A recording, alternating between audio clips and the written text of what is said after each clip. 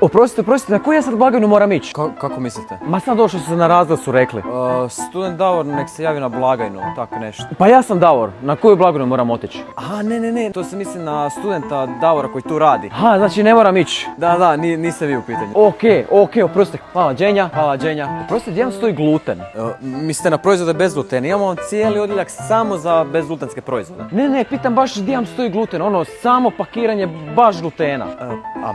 Mislim da to ni ne postoji iskreno. Zašto ne? Evo, meni se to iskreno nije jasno. Kako sad, recimo, taj proizvod bez glutena može biti skuplji od proizvoda koji ima gluten? Znači, to bez glutena nema gluten i onda je još skuplje, a ovo ima jednu stavku više u sebi i kako to može biti sad jeftinije? Evo, ja sad to ne razumijem.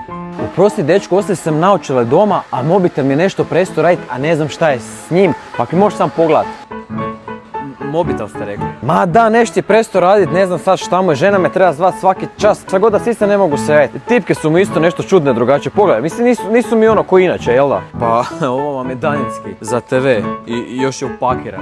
Stvarno, a nemoj, joj, pa evo, što ti zaboraviš naočale, onda sve, nikad ti zlo ne dolazi samo, znaš što ću ja tebi reći. Hvala ti mladiću puno što si mi pomogao.